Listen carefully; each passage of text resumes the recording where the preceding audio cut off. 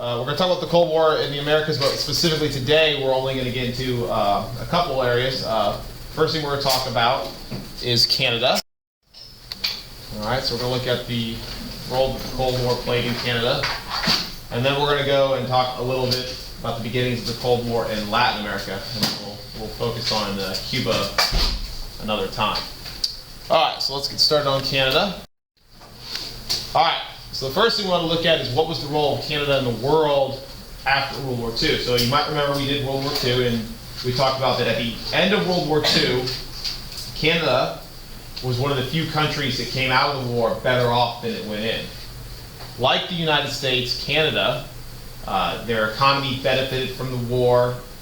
While they did, suffer a considerable number of casualties in the war, proportionally they had more than we did. For the most part, their country was left untouched by war. And, the massive military buildup of the war had pulled them out of the Great Depression like it had us. So that when World War II ended, Canada was actually more powerful than it went in. It was more influential in the world and had emerged as what we call a middle power. So what's that? A middle power is a country that has enough power to be an influential member of the world, but does not yet have enough power to, exert itself over other countries as a superpower would. So when we talk about the superpowers of the United States and the Soviet Union, we were so powerful that we could by ourselves influence world events. Okay, middle powers, while being influential, did not have that much kind of sway on things in the world. But Canada did emerge as one of the predominant middle powers after World War II. So they are going to be very influential in the Cold War. All right, so here are some details about that. Okay, so post-World War II, it's really easy to remember initially. After World War II and at the beginning of the Cold War, for the most part, Canada was lockstep with the United States on pretty much every issue immediately following World War II. We had a close alliance and relationship with Canada during the war. So after the war, it was not surprising that they were with us all along the way. So you can see there some details. They supported the Marshall Plan, which we talked about earlier this year, which was our efforts to rebuild Europe and ensure stability there, which would also block communism. So they would supply the goods to Europe, helping it rebuild. They participated in the Berlin Airlift, which supplied Berlin during the Soviet blockade. Okay, they were a founding member of NATO, along with the United States, which meant they were part of our military alliance that was mostly aligned against the Soviets and the communist world.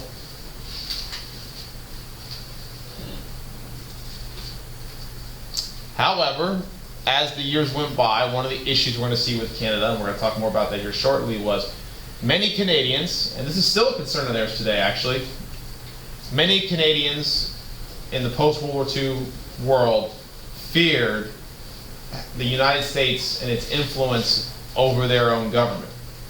Okay, while Canada for the most part backed us in everything and had the same views and aims as us in the post-war world, many Canadians were worried that their autonomy would be threatened by the might of the United States. I mean, being the neighbor of one of the greatest superpowers in the world comes with some challenges.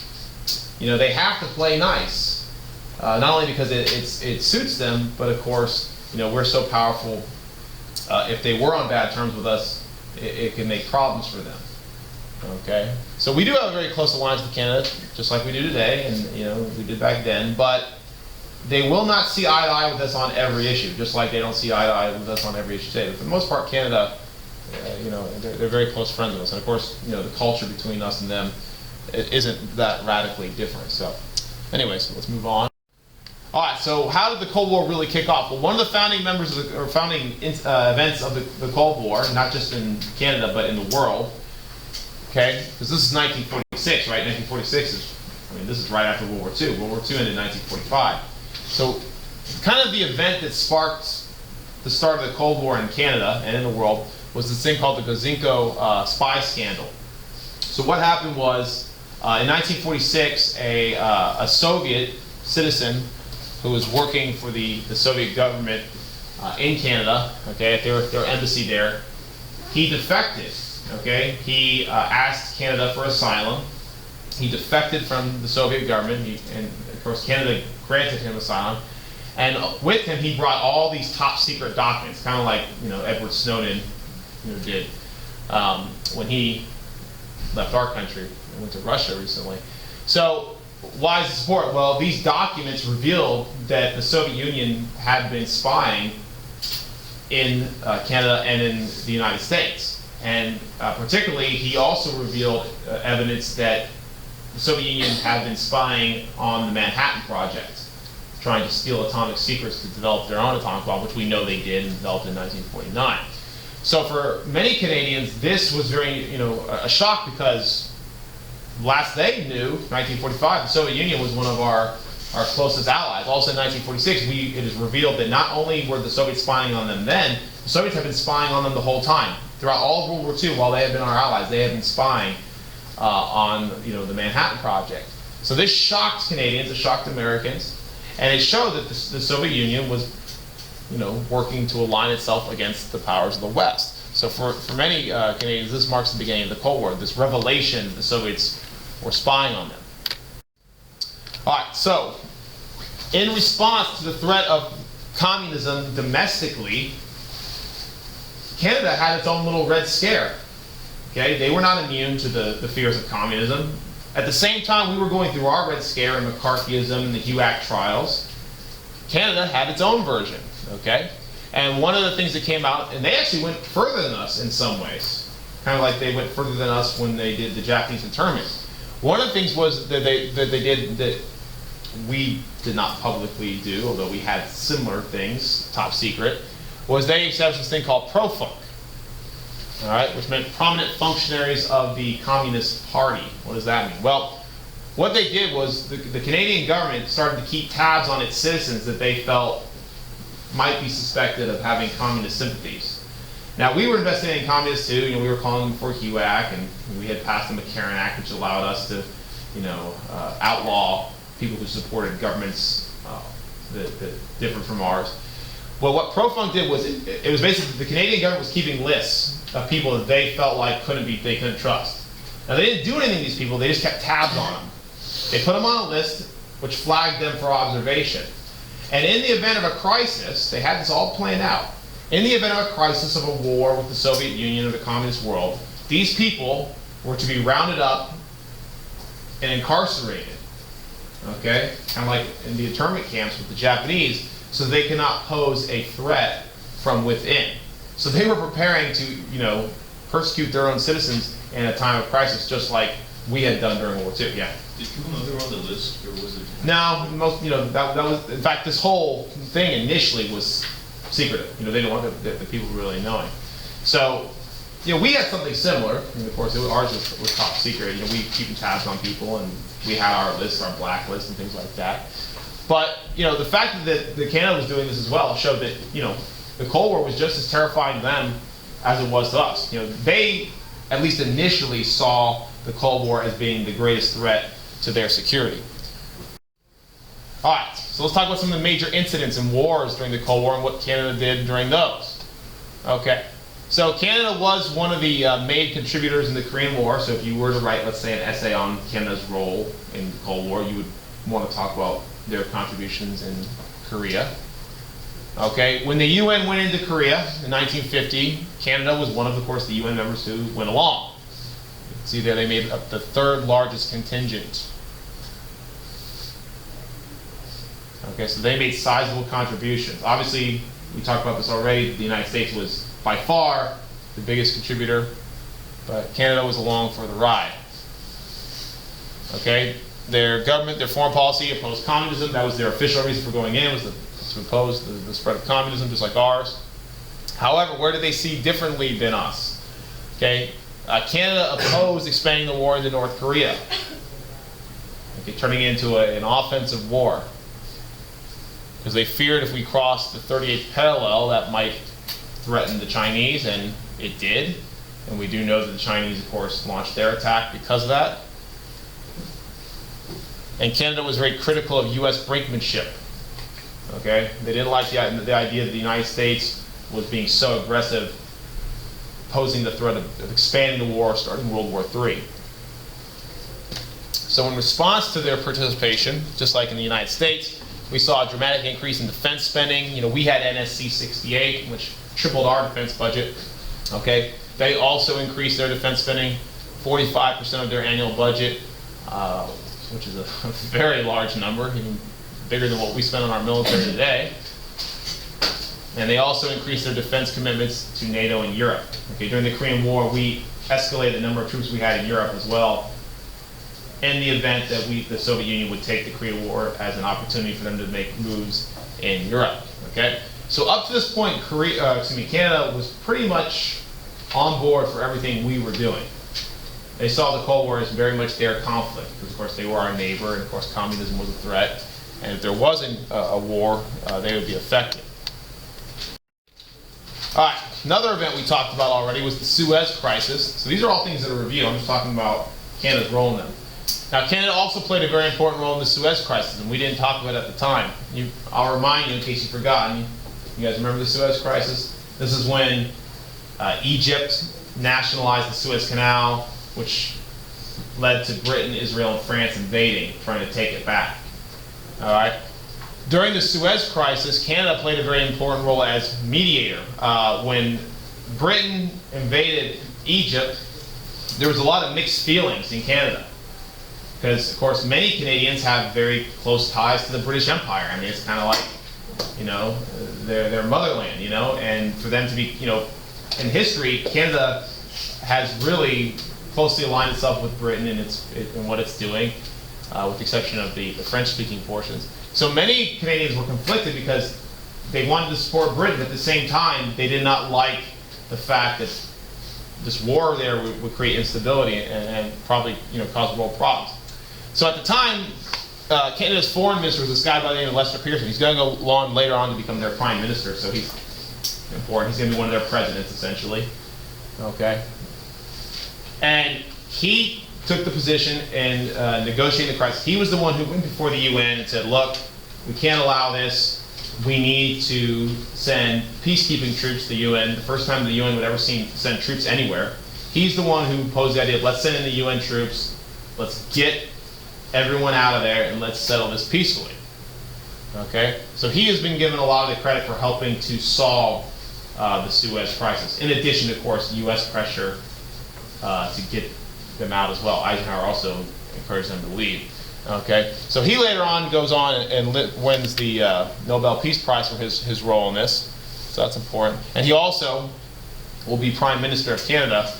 However, the fact that he had gone against Great Britain also caused him and the government there to lose a lot of support, because many Canadians said, you know, we don't want to go against Britain. We want to support them in all things. So, you know, this was very controversial. However, it was a very important mediator role in that crisis. All right, now, as we go in the 1950s, okay, now we're getting into the era of missiles and Sputnik. Okay, we had new concerns. Okay, the biggest concern facing the United States and Canada by the time we get into the late 1950s was, of course, nuclear attack. By this point, the Soviets had the hydrogen bomb. They were developing ICBMs. So we were fearful of course, nuclear attack. So in order to protect ourselves, the United States and Canada, we jointly formed a mutual defense organization, okay, to protect us against possible aerial attack by the Soviets, okay, which is called NORAD. We still have NORAD. It's North American Aerospace Defense Command. And it's essentially our monitoring agency. It watches out for bombers or, you know, possible missile attack. Okay, so they kind of monitor the airspace and they ensure that we're not in danger of being attacked. So we combined our efforts with Canada, okay, to prepare us in defense of the possible Soviet attack, which we believed at the time with bombers, back in the days of bombers, we believed the most likely route of attack would come through Canada. We believed bombers would come in through Canadian airspace and then turn south to come attack us and the United States. So it was very important that we had Canada on board. So we set up radar monitoring stations on their soil, and we both jointly monitored Soviet activity. And we still do this today. NORAD is still very active in terms of our defending our airspace. Okay, so this is showing Canada and the United States working together. This was mostly a popular idea. Now, the whole idea of joint defense started to get a little bit more controversial as we move on. And the whole idea of Canadian autonomy being threatened and mutual defense really started to heat up in the late 1950s and early 1960s when the United States asked Canada if we could put some missiles on their soil. Okay? During the Eisenhower years, we asked Canada if we could put what at the time were called BOMARC missiles. Okay? The BOMARC missiles were missiles designed to shoot down planes. Okay? They were American-made, and we wanted to put them on Canadian soil so that we could protect not only Canada, but also protect ourselves against bombers that might be coming in through Canadian airspace. Now, why would this be controversial? Well, of course, these were American missiles that would be manned by American troops, and they were going to be on Canadian soil. And there was a lot of questions that the Canadian people were asking, like, for example, would these missiles be armed with nuclear warheads? Okay, because up to this point, Canada had not pursued the development of nuclear weapons because they did not want to pose a threat in the world, and they didn't want to open themselves up to nuclear attack. All right? So if nuclear warheads were put on Canadian soil, it would make them more likely to be attacked in the event of a nuclear war. So many Canadians were divided over the whole BOMARC missile issue. And of course, it was later revealed that these missiles would be armed with nuclear warheads. And that made the whole issue even more contentious. Now, ultimately, after much debate, the Canadian government did eventually accept, for a time, they did accept the BOMARC missiles. We were allowed to place the missiles in Canada, which of course set off a lot of protests by the Canadian people who were opposed to any nuclear warheads on their soil. Okay?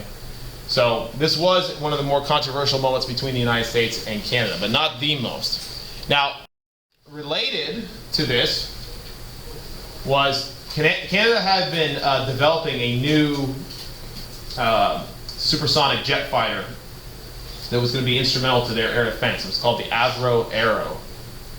Okay, it's produced by the AVRO Corporation. It was very expensive, and they had prototypes, but they really hadn't gotten fully developed.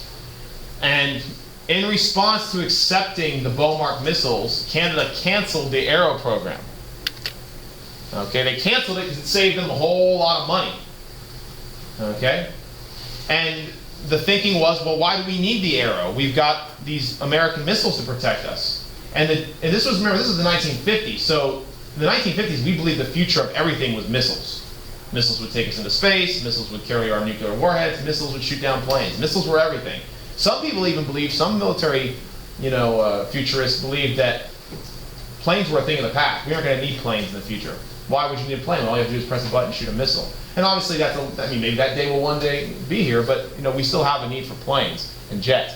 So this was also very controversial because think about what this means for Canada. Canada is giving up responsibility for their own defense and turning it over to the United States.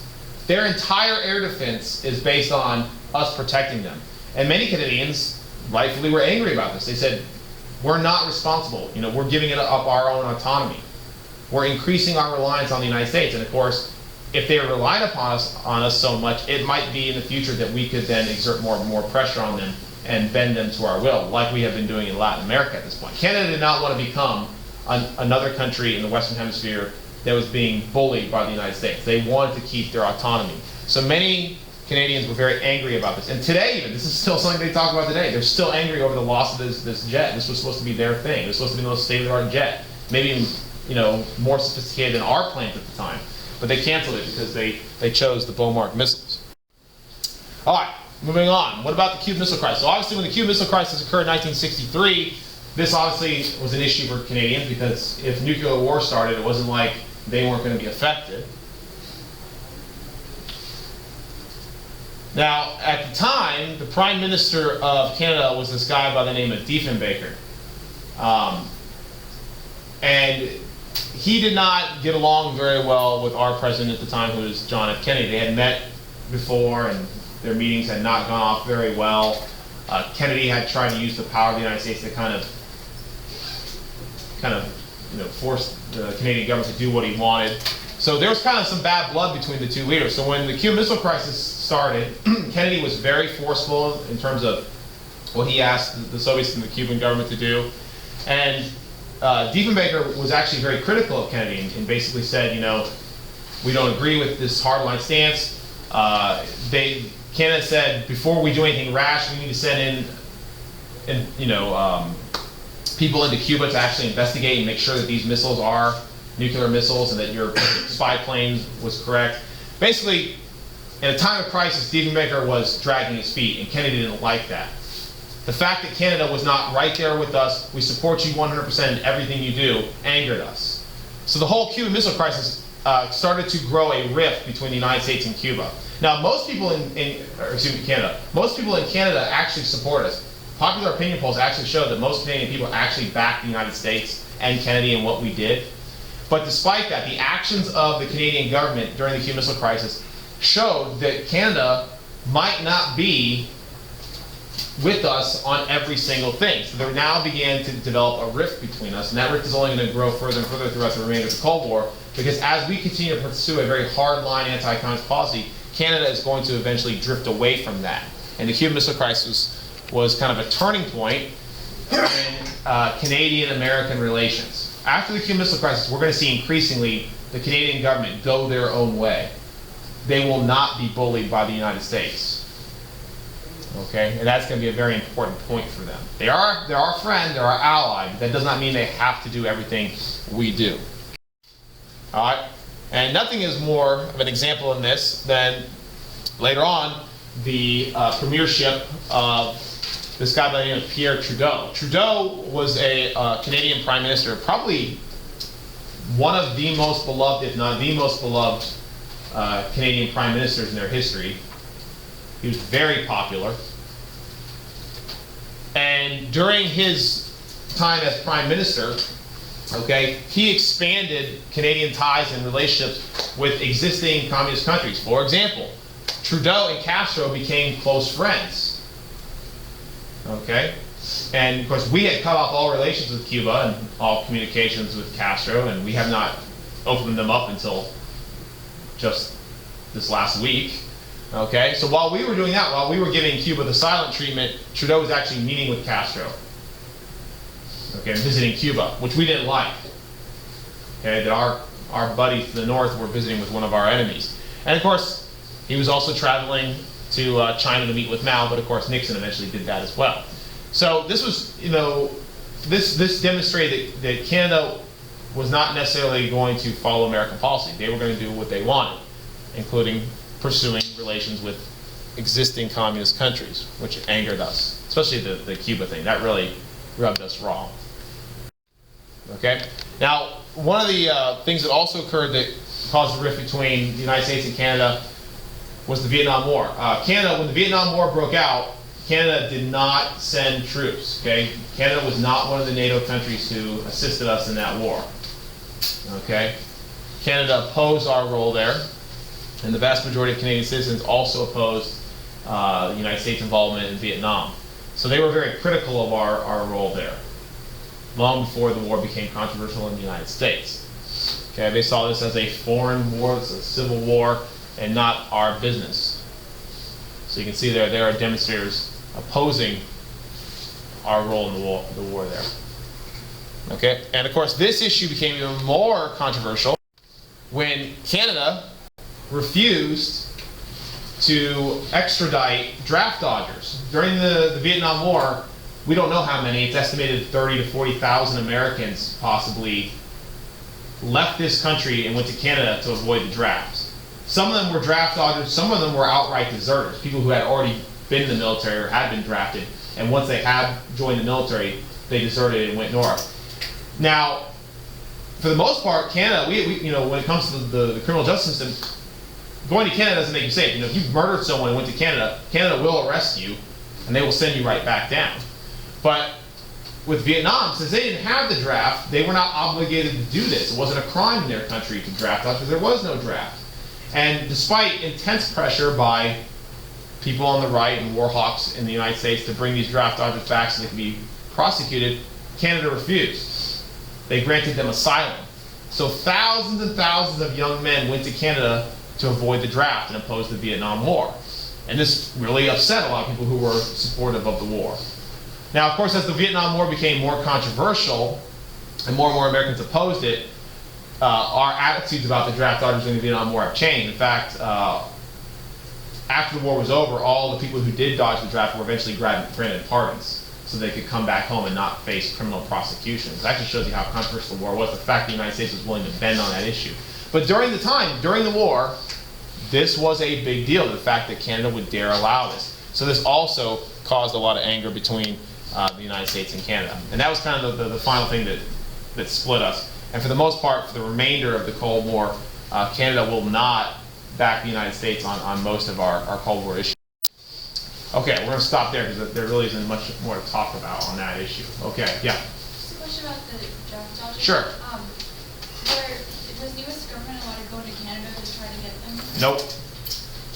Nope, because, we have no jurisdiction there. So in order for that, if we did do that, it would be illegal. We're going to talk a little about Latin America. We're not actually stopping notes, by the way. I said stop on Canada, actually. But no, we couldn't do that, not legally. And of course, we weren't going to try and do that illegally. That would have been a whole big international incident. It would have been the same as when we talk about the Civil War, the slave catchers who would legally went in the North and did that. It's not crime there, so they had no jurisdiction. So no, they were allowed to stay there, and that of course made a lot of people. You can understand. There are a lot of people still mad today about people who opposed the draft back then, and they still hold on to that. All right, so let's talk just a little bit about the beginnings of the Cold War in Latin America, and then we'll finish up. All right, so let's talk going way back. Now, pre-World War II, this goes all the way back to the 1800s. The United States, since 1823, if you really want to go back far, had dominated affairs in this hemisphere, including Latin American affairs. Okay? For example, like this cartoon shows, Teddy Roosevelt, in the early 1900s, issued his Roosevelt Corollary to the Monroe Doctrine, which stated that the United States had the right to intervene in the affairs of Latin American countries if they were guilty of what he said was chronic wrongdoing.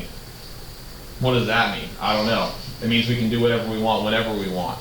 So, using that as justification, throughout the 19th and 20th century, we pretty much intervened in Latin America whenever we saw fit.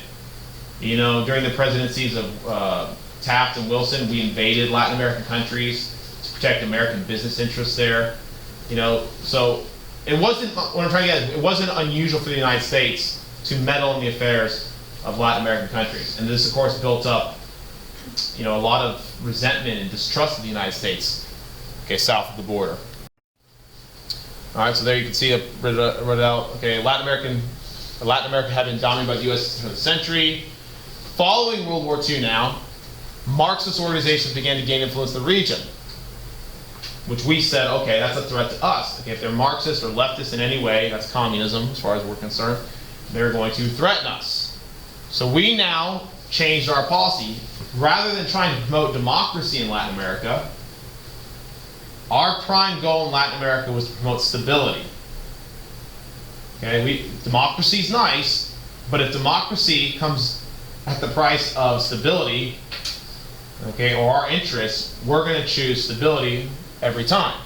So what we find is in Latin America, we are going to help support some pretty bad people. Okay, we're actually going to prop up these extreme right-wing dictators, military leaders who are ruthless. Okay, some of them are mass murderers by the time it's all said and done. But we are going to back them up because we believe this will help block the spread of communism into the region. So this begins, a legacy of U.S. intervention in Latin America that to this day has made a lot of people very unhappy with us. There's a lot of countries, that don't like us very much. And the reason why is because we have a history of intervening and overthrowing governments and doing all kinds of things down south. So they have good reason, to be fair. Some of them do, at least. And most Americans don't know the history of this, so they don't quite understand. They think their hate for us is irrational. All right, so let's talk about some of the earliest attempts at getting Latin America on our side. So as early as 1947, we had signed something called the Rio-Treaty, which is officially called the Inter-American Treaty of Reciprocal Defense. That's a long name, so it's called the Rio-Treaty. Okay, the Rio-Treaty was an attempt by the United States to establish hemispheric defense, to get the entire Western Hemisphere on the same page when it came to military defense. Under the Rio-Treaty, like with NATO, okay, we really were killing George Washington here. Remember when he said in his farewell address, don't make alliances? We've like allied ourselves with everyone in the world by this point. So anyways, according to the Rio-Treaty, an attack on one would be considered an attack on all. So this was our goal, was to try and bring everyone into the fold for mutual defense. We had done this during World War II. Now we were extending it to the Cold War, because 1947 the Cold War was on, right? So really we were trying to protect ourselves against possible attack by the Soviets. And of course, by getting these people on our side, we were hoping also that it would block the spread of communism there. Now, by the 1960s, we were concerned that, economic conditions in Latin America might lead to the establishment of leftist governments. And there's nothing that protects against communism better than the success of capitalism, just like the Marshall Plan. So President Kennedy, he launched his Alliance for Progress. Now the Alliance for Progress called for the United States to economically give aid and support to Latin American countries to promote stability there. Okay? The goal was stability. Once again, stability, not necessarily democracy. Okay? We wanted to ensure communism would not be able to infiltrate these countries, so we were willing to pay. It was kind of like the Marshall Plan for Latin America, except for the amount of money we spent was far less than the Marshall Plan. In fact, it was so, we spent billions of dollars, but when you really look at it, how much money was sent down there per capita, it wasn't enough to really make a huge difference. But still, it was our attempt to help out. And you can see, even look at the words of Kennedy. Of course, this is Kennedy on the campaign trail.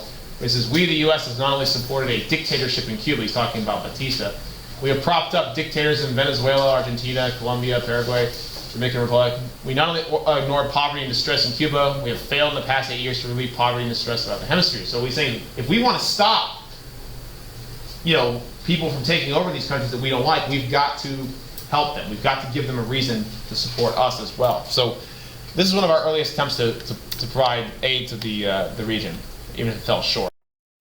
All right, let's talk about one example today. We'll be real brief. There's not much to say. Let's talk about Guatemala.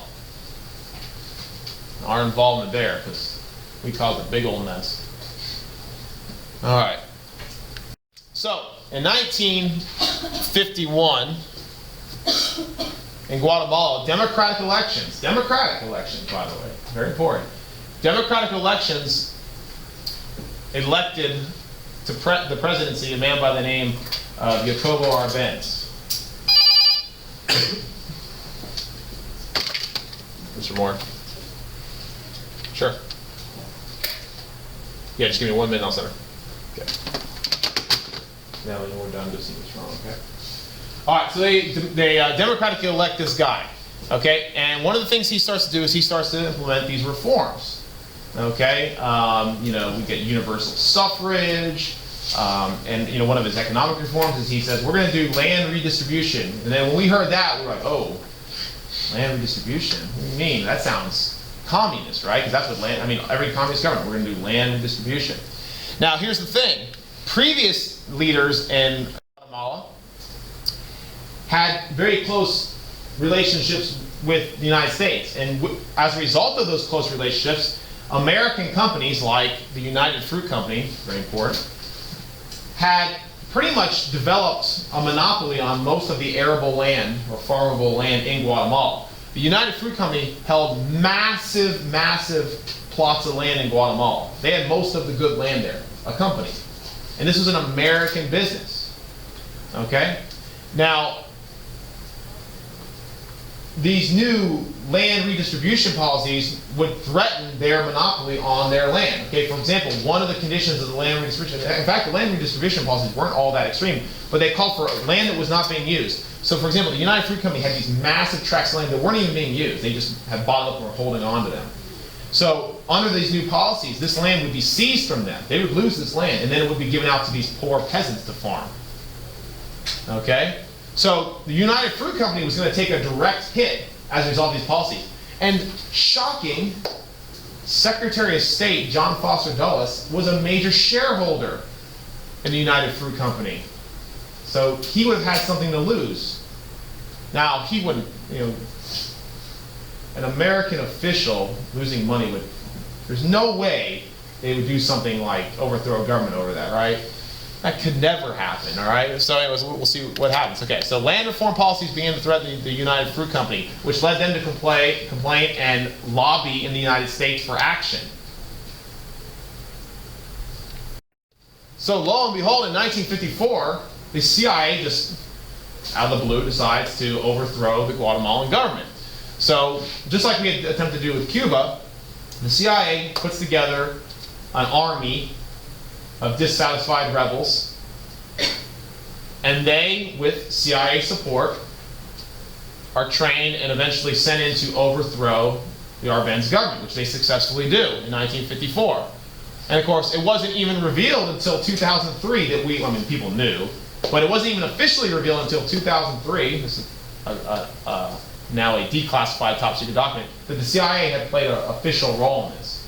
But everyone kind of knew that we had our fingerprints all over. But anyways, we helped overthrow a government simply because we felt their policies were too leftist. Now officially we claimed our action was to block the dangers of communism in our own backyard.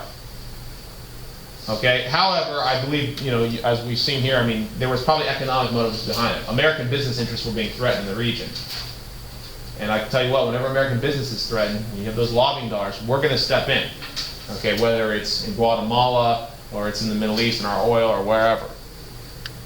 All right, so we helped install a military junta or a military dictatorship under the leadership of a guy by the name of Carlos Armas, who was a right-wing militaristic dictator. Remember, it wasn't democracy we were after stability. And we believed this would create stability in the region and block communism there. Okay, so we supported this. This is what we supported. We supported this junta. Now, of course, many people in Guatemala did not like this. All right? And by 1960, an all-out civil war had broken out between leftist forces in Guatemala, who had supported the previous regime, and the military of this new right-wing dictatorship. This civil war went on until 1996. Okay? And ultimately left 200,000 people, we think, dead. Many of which were civilians who were killed by massacres by both sides. Okay? So this was this really caused a lot of problems in Guatemala for the sake of blocking communism there. So that you can see there's a lot of hardship and hard feelings left over because of our involvement there. But that's how the Cold War affected a Latin American country. And of course, that's not going to be the only one. There's going to be a lot of countries that are affected by the Cold War before it's all said and done. All right, stop there.